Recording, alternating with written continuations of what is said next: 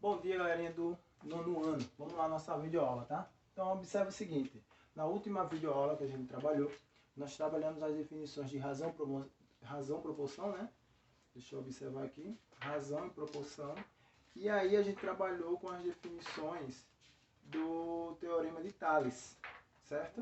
A gente trabalhou com o feixe de retas paralelas cortadas por retas transversais. E aí a gente observou que determinar segmentos proporcionais. Tendo visto isso, ficou faltando falar sobre as suas consequências, que é o que eu vou trazer hoje para vocês, tá? Consequências do teorema de Tales. Consequências do teorema de Tales. Então a gente tem três situações, três casos de consequência do teorema de Tales. Quais são elas? Tá? Então, a primeira fala de um triângulo qualquer, certo? De um triângulo qualquer. A segunda é o teorema da bissetriz interna, tá? E a terceira é o teorema da bissetriz externa. Vou explicar cada uma, tá? Para que vocês possam entender. E aí vocês acompanham esse conteúdo no material de vocês. Ele começa aí na página 184, tá? E aí a gente vai falar da primeira consequência, certo? A primeira consequência trata de um triângulo qualquer. Então, dado um triângulo qualquer,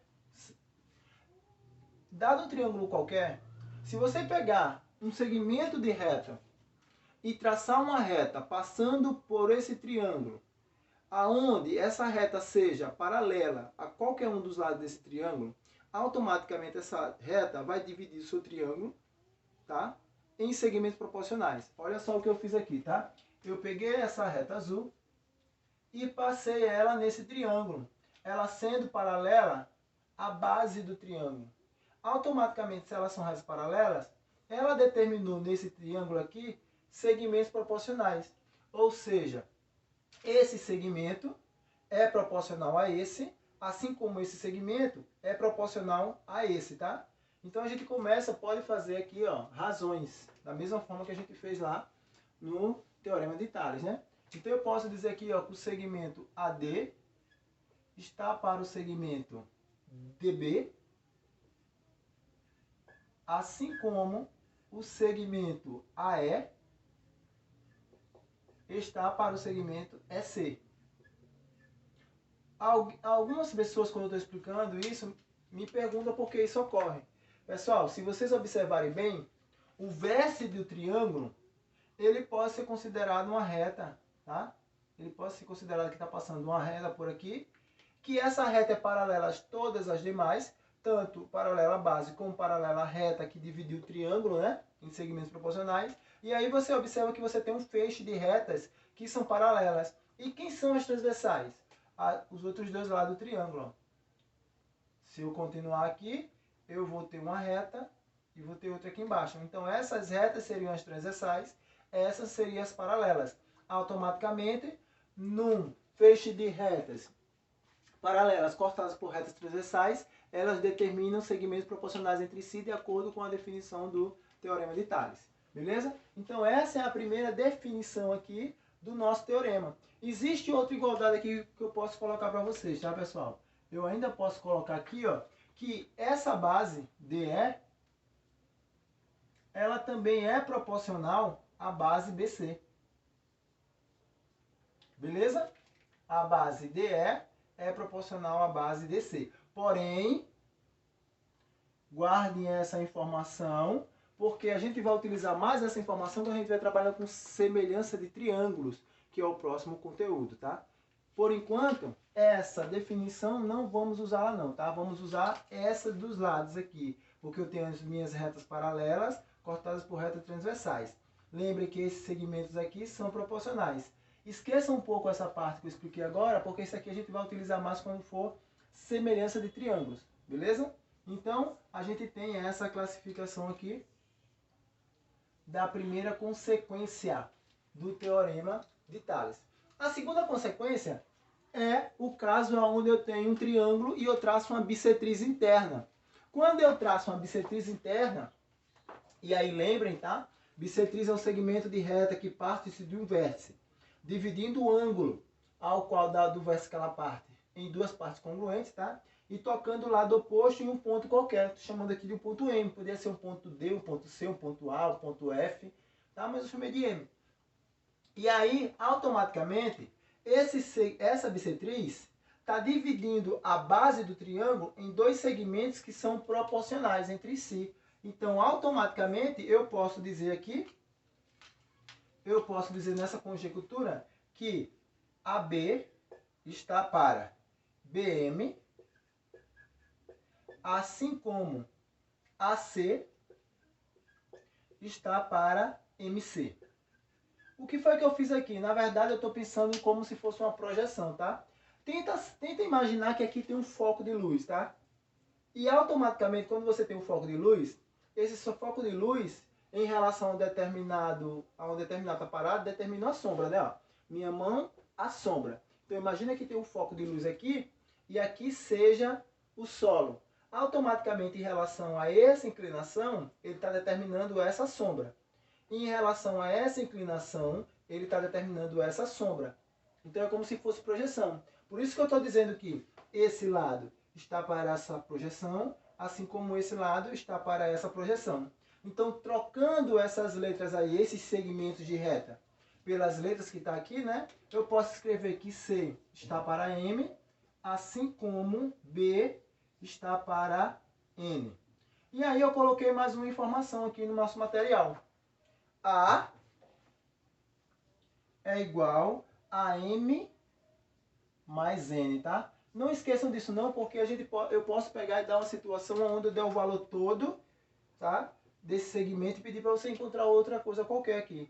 No livro de vocês, o livro está fazendo meio que ao contrário. O que é que o livro está fazendo aí na página bissetriz interna, na página 185? O livro, na verdade, está pegando de baixo para cima. A projeção está para esse lado, assim como essa projeção está para esse lado, tá? Então, isso está invertendo. M está para C, assim como N está para B. É a mesma coisa, só que o inverso, beleza?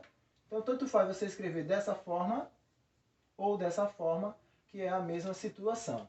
Não esqueçam dessa definição. Então, esse é o teorema da bissetriz interna. Viemos para aqui, tá? Saindo daqui, vamos para aqui. E chegamos à definição do teorema da bissetriz externa.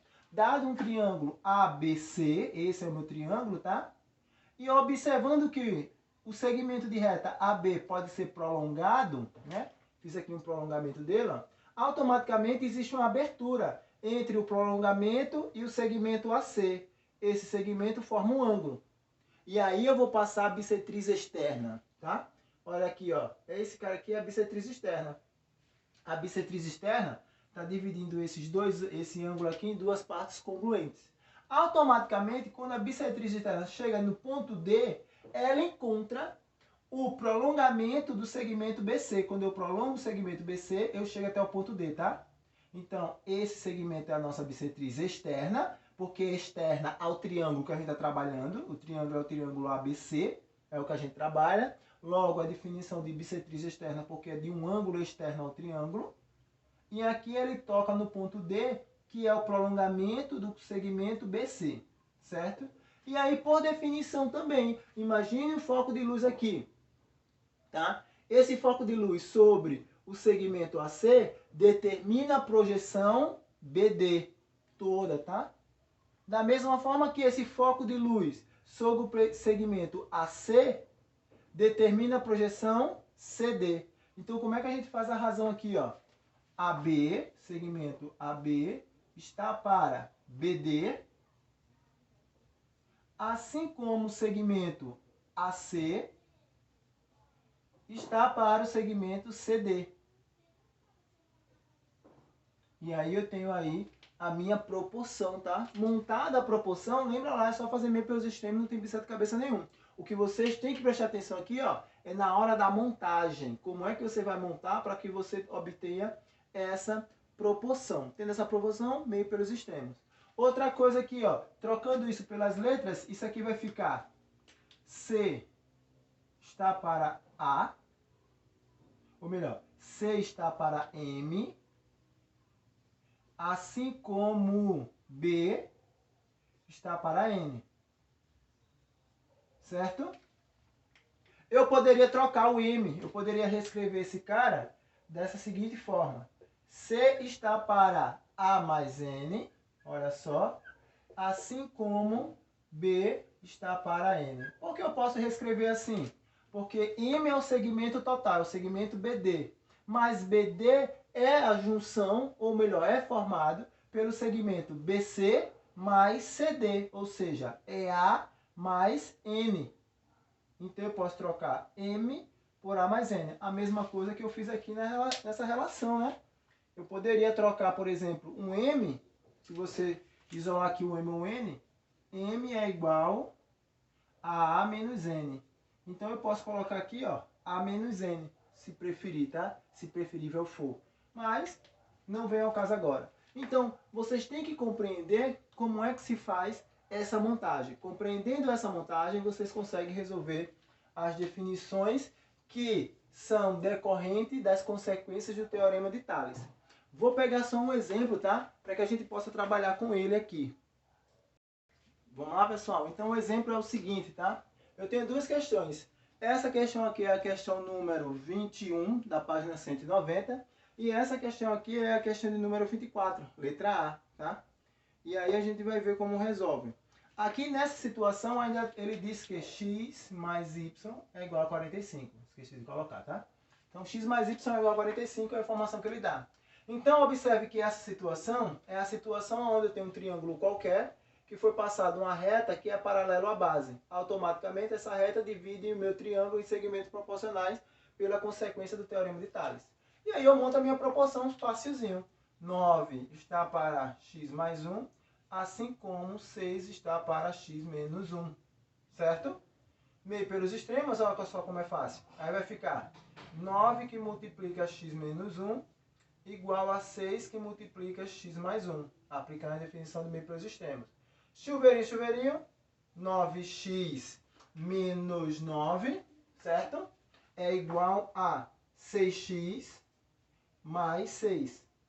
Equação do primeiro grau. Tudo que é x no primeiro membro, tudo que não é x no segundo membro. Então vai ficar 9x menos 6x. 9x menos 6x é igual a 6 mais 9. Isso aqui vai me dar 3x, não é isso? Igual a 15. Logo, x é igual a 15 sobre 3. X igual a 3. X igual a 5. Então está aqui o meu valor de x. Encontrado de forma simples. É isso que eu estou dizendo a vocês. Eu tenho que pegar, eu tenho que aprender a montar. A pegar o triângulo e montar a minha proporção. Se eu monto a minha proporção correta, dificilmente eu vou errar esse cálculo, tá? Porque é matemática básica, multiplicação, soma, subtração, divisão. Nesse daqui, teorema da bissetriz interna, olha ela aqui, ó. Bissetriz interna, meu triângulo é esse daqui, certo? Essa aqui é a minha bissetriz interna. No seu livro, essa bissetriz, ela tá de uma cor diferente, tá? Aqui eu fiz dessa forma. Por definição, eu tenho que x está para 12, assim como y está para 18. Logo, faço meio pelos extremos também, ficando igual a 18x igual a 12y. Se você quiser encontrar qualquer um dos dois, você pode dar uma simplificada. Por exemplo, o y é igual a 18x sobre 12. Como 18 e 12 dá para ser simplificado, ó, por 6 e por 6, isso aqui vai ficar quanto? Vai ficar 3x sobre 2. Está aqui o valor de y. Y é 3x sobre 2. Ora, mas eu quero saber o valor de x e o valor de y. Em quem eu vou me apoiar para descobrir o valor de x e de y? Lá naquela representação, né? Olha só, quem é y? Y é igual, ou melhor, quem é x, né? X é igual a 45 menos y. Vou substituir. Venho para aqui, tá? Substituindo, eu vou ficar com y é igual a 3 vezes 45 menos y sobre 2. Vou passar o 2 de volta, tá dividindo, passa multiplicando, então vai ficar 2y é igual a 3 vezes 45, 135. 3 vezes menos y, menos 3y. Logo, eu tenho que 2y mais 3y, né? Equação do primeiro grau, ó. Sempre lembra, tá? Toda vez que eu falar equação do primeiro grau, a primeira coisa que vem na minha cabeça é x de um lado, tudo que não é do outro. Então, eu tenho que é 5y igual a 135 por y igual a 135 por 5. Logo, y é igual a 27. Está aqui o valor de y. Quero encontrar x. Para encontrar x, basta que eu substitua x no lugar de x aqui, ó. Então, meu y, vou fazer aqui, tá? A parte, ó. Meu y é igual a 3 vezes 27 sobre 2. Logo, meu y é igual a 3 vezes 51 sobre 2. O y é igual a 153 sobre 2. O meu y é igual a 776,5. Certo? Então tá aí o meu valor de y. E o meu... Eita, desculpa. Eu errei alguma coisa, foi? Que droga. Substituir no lugar de x. Substituir no lugar de x, eu achei y. Y vem pro lugar... Poxa, foi. Aqui tá errado, tá? Só repetindo, tá, pessoal? Essa última parte eu errei aqui. O y é 27, então vai ficar 27. Eu errei aqui, tá? X sobre 2. Meio pelos extremos vai ficar 3x igual a 54. Logo, x igual a 54 por 3. X, nesse caso, vai ser igual a 18. Então, tá aqui o valor de x. Achei x e y agora sim. Agora tá certo, tá? Fiz a correção aí a tempo ainda. Então, tá aí, pessoal, as aplicações, tá? Da nossa definição. Beleza? Então, essa foi a nossa aula de hoje. E amanhã vamos discutir isso na nossa sala de aula.